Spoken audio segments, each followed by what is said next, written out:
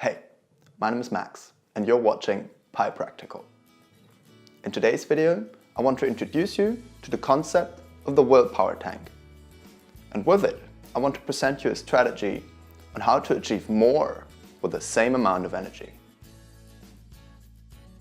I personally like to imagine the willpower tank like a water reservoir, somewhere up in the hills. And we ourselves, or our mind, is like a village somewhere up there that is totally reliant on the water reservoir to provide energy.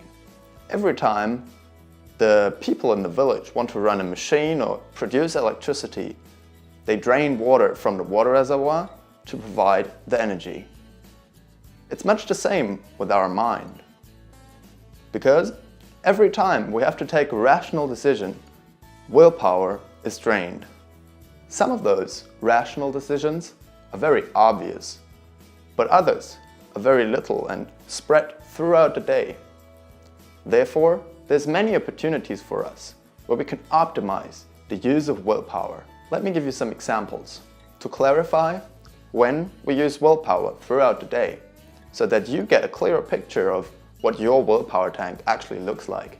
Probably the most obvious case is when you come home after work and you can decide between the couch or the gym. This decision is a very hard one to take because it takes rational thinking and a lot of willpower to overcome the barrier and actually go do the workout. But it's not only obvious rational decisions like that one that cost willpower. Rather, every little decision that goes through your mind throughout the day drains some willpower. That starts in the morning with your choice what clothes to wear or what to have for breakfast. With these examples, we can see that there's many opportunities for us throughout the day where we can optimize the use of willpower. But why is this so important? Why should I be so careful with the willpower I have or the willpower I spend? Well, it's as simple as that. Compare to the village again and think of the water reservoir being totally empty. That village is going to stand still. No machine is going to run and no electricity is going to be produced. It's exactly the same with our minds. Once our willpower tank runs empty, we are unable to take rational decisions and overcome the barriers or the little challenges that are in our way throughout the day.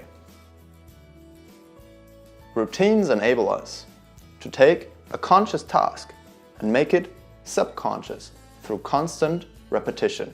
Here again, let me give you an example to clarify the power of routines or habits. You will most likely agree if I tell you that it's hard to get up at 5 a.m. every morning. And it's true. It's hard in the beginning, but here the repetition comes in. If you just push yourself through, say, the first week or even the first 2 weeks, your body will slowly adapt. The key element of every routine or habit is repetition. Because no matter how hard it is for your body or mind in the beginning to do a certain task or action, it will get easier over time. It's like a muscle with workout.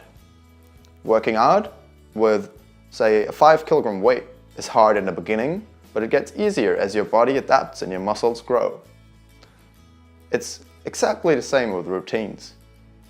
It might be hard in the beginning to get up at 5 a.m., but a week or two into your routine, it will become much easier.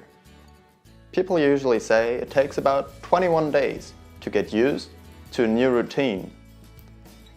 That means that the new routine becomes totally part of your day-to-day life, and it's not a question anymore whether or whether not to do it.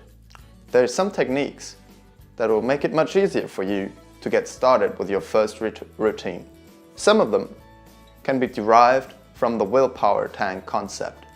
For example, it's important to start slowly. Take a routine that's doable. It shouldn't be easy, but it should be doable, so don't overdo it in the beginning. Secondly, try to find a trigger. That can either be a place or a time that always relates to your routine. For example, you can say, I want to do 20 minutes of yoga or stretching or whatever every time I get up in the morning. So getting up in the morning is going to be your trigger to start with your routine.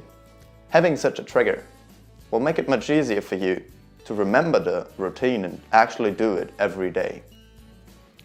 And lastly, I always emphasize to do something you like to do. Don't force yourself to do something you never wanted to do, just because you think it's good or it's important. Find the things you really want to do and you will succeed. If you choose something that others say is good or important, you will soon realize that you lack motivation and you lack the power behind it to actually push through your first 20 days. If it sounds compelling what I told you in the last few minutes, think about something that you always wanted to do. For example, learn an instrument or start working out a little every day, go for a walk in the morning or meditate, whatever it might be. Just remember the concept of the willpower tank and the routines and start implementing a daily habit. Once you've made it through the first couple of weeks, you'll realize how easy it became to actually do the task. And even if the daily session is very small, you will see tremendous results over time. Because I always like to say, consistency goes over intensity. So, this was it for today's video. Thanks for watching, and I hope to see you back next time for a new video.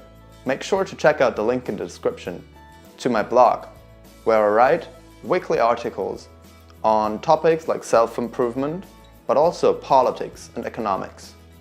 So, thanks again for watching and see you next time.